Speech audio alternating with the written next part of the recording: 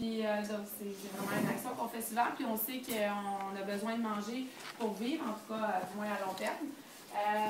Alors c'est pour ça que j'ai décidé de vous parler au moins du chemin que les aliments prennent, parce que souvent on oublie, on l'a vu au secondaire, on l'a vu quand on était plus jeune, puis on oublie un petit peu, puis je posais des questions à des gens. Je ne sais pas si la porte est barrée.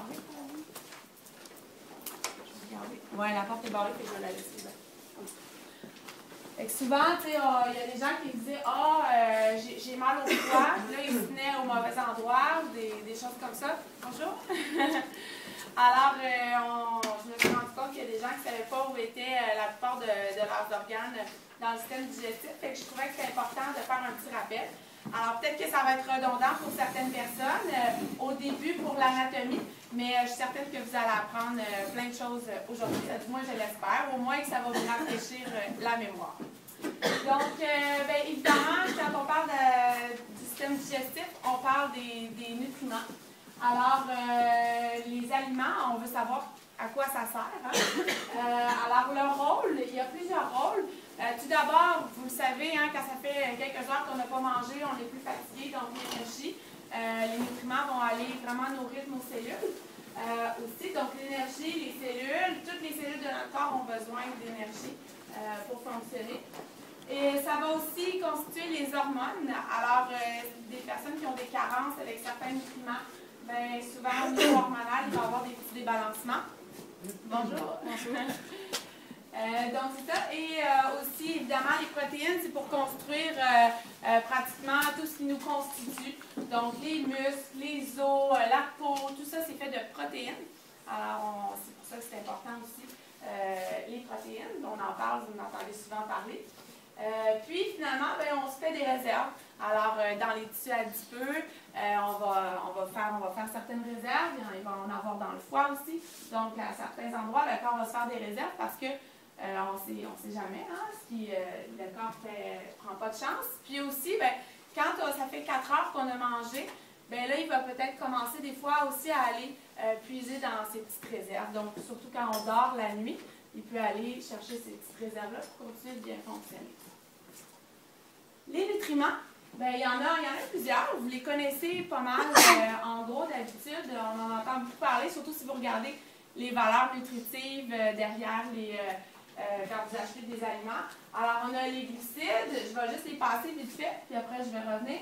Les lipides, les protéines, et on a vitamines, minéraux et eau. Donc, pour les glucides, c'est les sucres. Okay? Donc là, évidemment, je vous ai mis les noms des différents sucres. Le glucose, le fructose, le galactose, le saccharose, le lactose, c'est moi qui vient du lait, le maltose et l'amidon.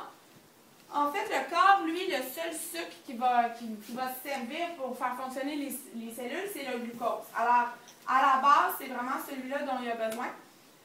Fait qu'il va vraiment avoir plein de petits procédés que vous allez voir plus tard pour utiliser, pour défaire les sucres en glucose. Parce que si on prend par exemple l'amidon, l'amidon, c'est une chaîne de glucose. Alors, c'est un polymère de glucose, c'est plein de petits glucoses ensemble qui sont attachés. Donc, on va aller le défaire pour pouvoir utiliser du glucose.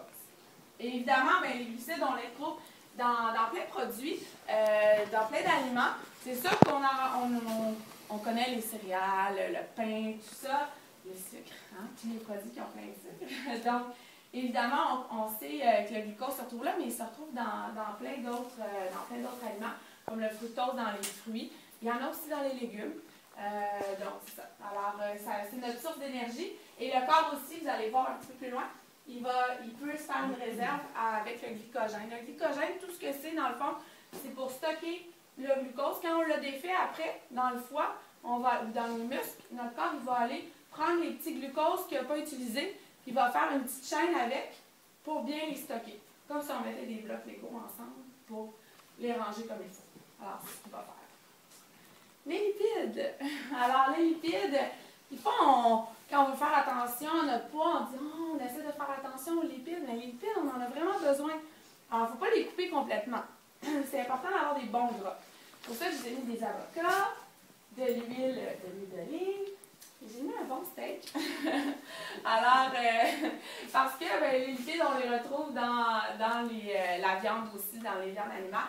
C'est des lipides qui sont moins intéressants, par exemple, parce que c'est des lipides qui peuvent nous causer différents problèmes dans notre corps. Mais les bons lipides qu'on trouve dans les noix ou dans les avocats, ou par exemple dans les huiles végétales, mais ceux-là, on les aime. Donc, évidemment, les lipides, c'est des acides gras quand on les défait en acides gras. Et on va, ça aussi, c'est comme des petites chaînes, puis on peut les découper aussi pour qu'ils soient mieux assimilables. À quoi ils servent? Ben, toutes nos cellules de notre corps, ben, la plupart qu'on trouve dans notre corps, ont une petite, on appelle ça une couche autour, parce que, admettons qu'on prend que la cellule, c'est une boule, OK? Ben, tout le tour, elle est recouverte, comme si on regardait l'atmosphère, ben, c'est un peu comme ça, autour de la cellule, il y a une couche de gras qui protège la cellule et qui permet les échanges. Donc, on appelle ça la membrane cellulaire. C'est comme son manteau. Puis, c'est cette couche-là qui va permettre les bons échanges pour nourrir la cellule, pour sortir les déchets. Donc, cette membrane-là, elle est très importante, puis elle est faite de gras. Donc, et les hormones aussi, on va utiliser les lipides avec notre corps pour faire des hormones.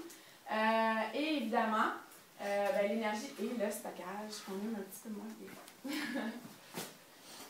Les protéines, bon, comme je vous ai dit, les protéines, on s'en sert pour fabriquer pas mal tout ce qui constitue notre corps. Les muscles, les hormones aussi, les neurotransmetteurs, les enzymes. Les enzymes, on va les voir beaucoup dans le système digestif parce qu'elles sont très importantes. C'est comme des petits travailleurs qui vont aller justement découper, quand je vous parlais tantôt de l'amidon, puis nous on utilise juste les petits glucoses, bien ils vont aller découper ces choses-là, ils vont aller découper les protéines pour qu'on puisse les assimiler.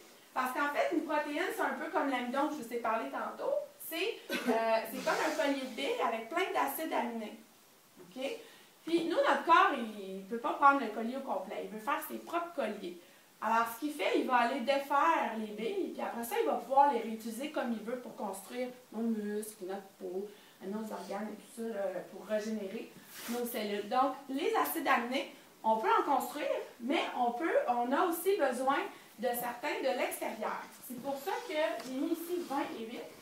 Donc, il y en a 20 acides aminés, mais il y en a 8 qui sont essentiels. Ça veut dire qu'on ne peut pas les fabriquer nous-mêmes, on doit aller les chercher. Et je vous ai mis ici un petit tableau. Surtout pour les végétariens, pour les végétaliens qui ne mangent aucun produit animaux, c'est important de faire des combinaisons pour les sources végétales. Finalement, je pense qu'ils voient moins bien.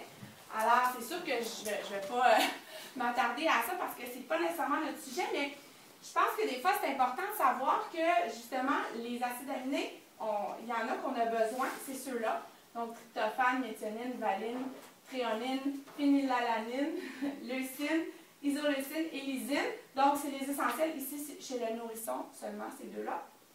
Et les sources, ici, les céréales et les noix vont nous procurer celles-ci, tandis que les haricots et les autres légumineuses vont nous procurer celles-ci. Alors, ici, on est correct. On a pas mal ces quatre-là quand on est végétarien, parce que souvent, on va manger soit des céréales, des légumineuses, des choses comme ça. Mais si on ne fait pas les combinaisons dans la même journée, bien, à la longue, il peut y avoir des petites carences. Alors, c'est important de s'assurer de bien équilibrer les acides aminés. OK? Donc, si jamais il y a des questions à la fin, je pourrais répondre pour les acides aminés. Je le laisse ici si jamais vous voulez regarder. Donc, c'est ça. Alors, c'est pour ça que les combinaisons, on va y aller avec soit des céréales et des noix avec des haricots. OK? Souvent. C'est pour ça qu'on dit qu'il y a des complémentarités de protéines. D'acides aminés pour des protéines complètes.